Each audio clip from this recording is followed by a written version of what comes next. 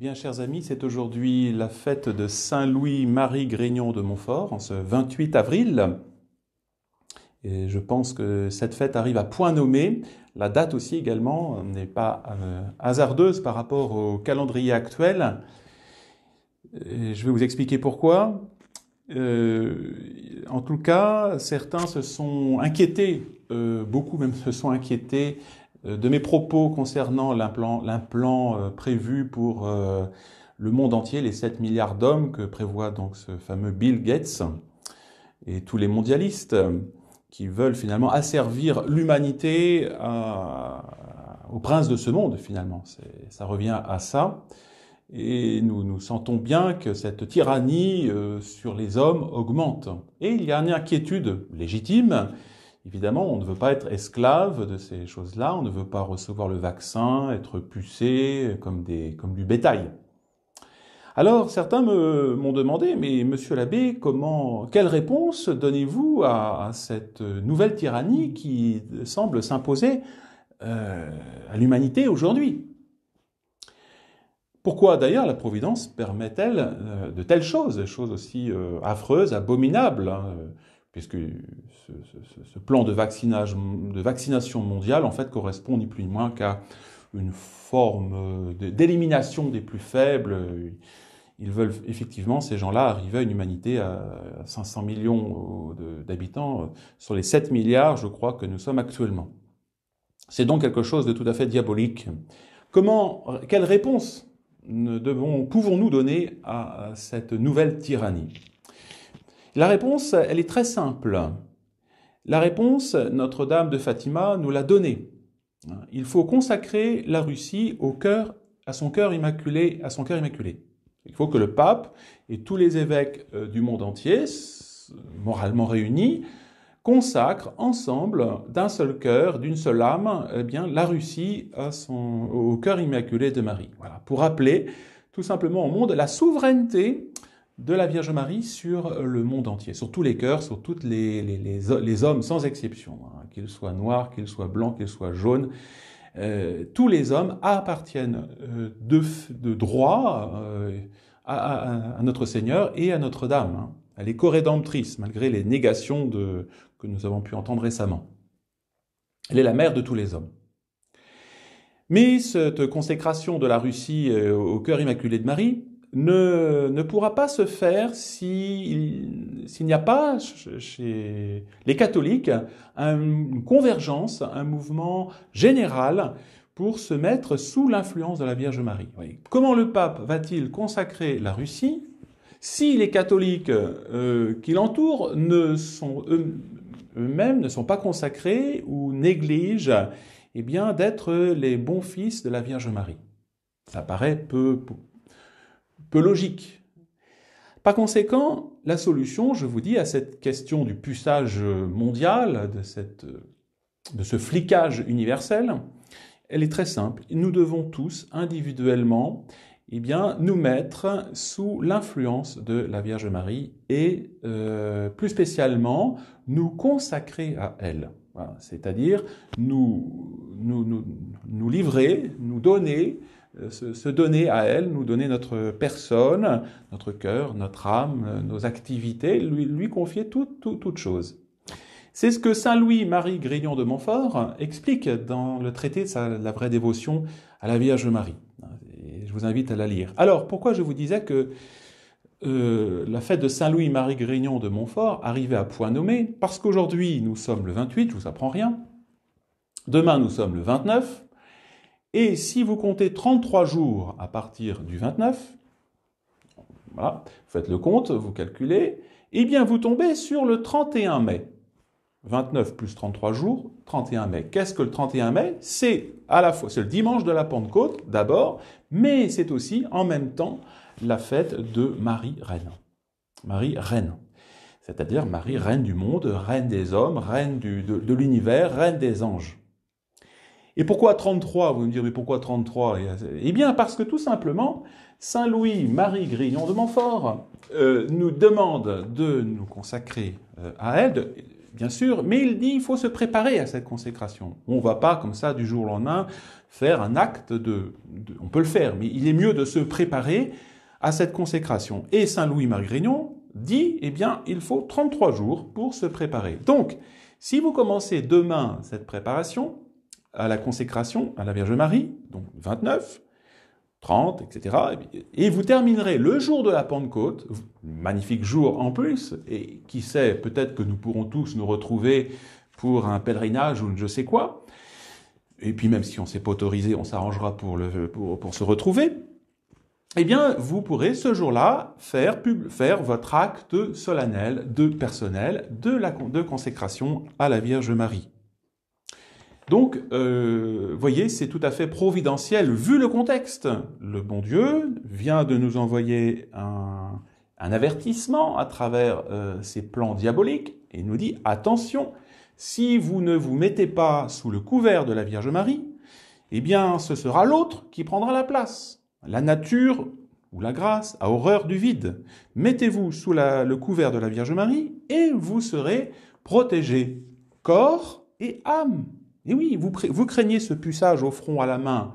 Si vous confiez votre corps à la Vierge Marie, eh bien, la Vierge Marie veillera sur votre corps. Et bien sûr, encore plus sur votre âme, sur votre salut éternel. Voilà la réponse. Elle est très simple. Elle est très simple. Et seuls ceux qui se mettront sous sa protection seront protégés. Et il n'y aura pas tous ceux qui se seront confiés vraiment à Notre-Dame seront protégés par elle. C'est évident.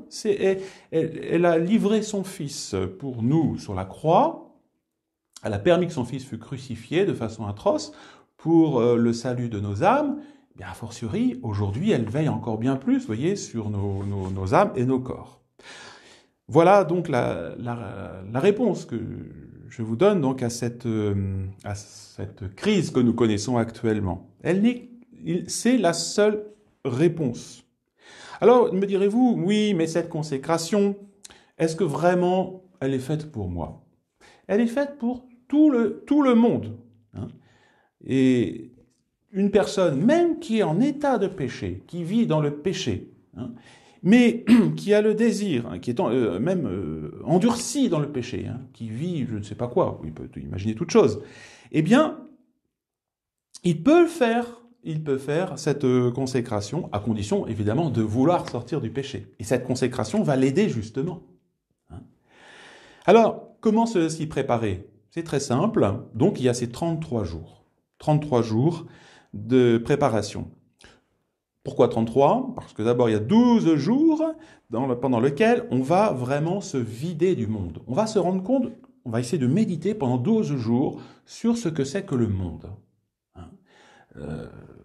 La vanité du monde. Hein. Donc, c'est la grâce qui va être demandée pendant ces 12 jours. On ne peut pas, vous voyez, adhérer aux choses du ciel, d'un côté, si on ne se vide pas de l'esprit du monde.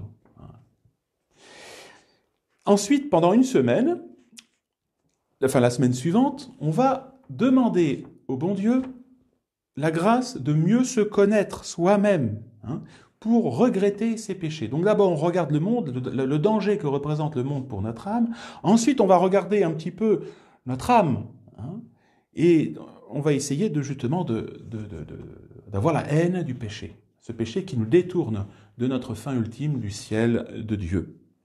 Après, semaine suivante, plus positive, c'est la deuxième semaine, on va demander la grâce de mieux connaître la Sainte Vierge Marie. Alors, évidemment, si on se consacre à elle, il faut essayer de la connaître, de savoir qui elle est et ce qu'elle attend de nous et comment elle vit et voilà, quelle est son influence sur nos âmes. Et puis, dernière semaine, bien sûr, c'est la méditation sur Jésus-Christ, connaître Jésus-Christ. Pourquoi ? Si on va à la Sainte Vierge Marie, c'est pas pour s'arrêter à la Sainte Vierge, c'est pour aller à notre Seigneur, au Sacré-Cœur. C'est le terme. Ad Iesum per Mariam. À Jésus par Marie. Notre Seigneur est venu sur terre par elle, et nous allons à notre Seigneur, nous retournons à notre Seigneur par elle. Alors pendant ces 33 jours, 33 jours de préparation. Alors pendant ce temps-là, vous pouvez bien sûr lire les œuvres de saint Louis-Marie Grignon. La principale, c'est le traité de la vraie dévotion, bien sûr, où il explique comment on aime vraiment la Sainte Vierge. Comment on aime. Et puis le secret de Marie, qui est un peu le résumé. Et donc, qu'est-ce qu'on va faire le 33e jour? Si c'est possible, il est bien de se confesser, et puis de se consacrer, bien sûr, et de communier aussi ce jour-là, de faire une bonne communion. Et cette consécration, alors, en quoi va-t-elle consister? Eh bien, tout simplement, c'est tout simplement le renouvellement des promesses de notre baptême. C'est pas quelque chose d'extraordinaire. La seule différence, c'est que ce renouvellement des promesses baptismales, on va les refaire entre les mains de la Sainte Vierge Marie. On va y ajouter, à cet renouvellement des promesses du baptême, eh bien, une donation, et c'est ça un peu ce qui caractérise cette consécration. On va donner à Notre-Dame, on va lui donner tout nous-mêmes. On va se donner tout nous-mêmes. On va lui donner notre personne, on va lui donner nos mérites surnaturels. Toutes les bonnes actions qu'on peut faire, on va les lui confier pour qu'elle les utilise à bon escient. On va lui donner notre maison, on va lui donner notre voiture, tout ce que nous avons, sans exception, rien. Vous voyez, on va tout donner à Notre-Dame pour qu'elle l'utilise à bon escient. Et notre corps, bien sûr, pour pas qu'il soit l'instrument du diable, et pour pas qu'il soit menacé par le diable. On y revient. Et cette consécration, après, vous pouvez ensuite, dans tous les jours de votre vie, la renouveler le matin, au réveil ou dans d'autres circonstances. Et tous les soirs, avant de s'endormir, eh bien, on va déposer toutes les richesses de la journée entre les mains virginales de Notre-Dame, pour qu'elle les garde et qu'elle les utilise à plus grande gloire de Dieu. Alors, il y a évidemment un esprit pour entrer dans cette consécration. C'est un état d'esprit. Et l'esprit, c'est qu'il faut rentrer, il faut agir par Marie, avec Marie, en Marie et pour Marie. On va dire, mais est-ce que c'est compliqué? Non, pas du tout. C'est très simple, il suffit, avant de certaines actions, dans la journée, de lui offrir, le matin déjà, tout simplement. Aujourd'hui, au Notre-Dame, je vais travailler pour vous. C'est pour vous que cette journée s'ouvre. Et c'est en vous que je vais faire cette action. Voilà, etc. On expliquera ça un petit peu dans les jours qui viennent. Et chacun doit le faire à son rythme, avec l'inspiration que lui donne le Saint-Esprit. Et ne croyez pas que cette dévotion mariale va nous éloigner de Jésus-Christ. Au contraire, Notre-Dame est remplie du Saint-Esprit. Elle est plenum gratiae, pleine de grâce. Par conséquent, elle va nous faire rentrer, elle va nous rendre fidèles au Saint-Esprit. Le père Kolb disait d'une certaine façon qu'elle était une sorte d'incarnation du Saint-Esprit. C'est une façon de parler. Voilà donc c'est ce petit programme que je vous propose pendant ces 33 jours à partir de demain. Alors pour vous aider, ce que je ferai, donc par conséquent, c'est que chaque jour, eh bien, nous avancerons vers la Pentecôte. Chaque jour, je vous aiderai à travers une petite méditation. Vous pourrez trouver éventuellement si vous le souhaitez, en version papier ou version numérique, le père Daillet, qui explique bien chaque jour comment procéder pour faire cette consécration mariale. Voilà, je mettrai cette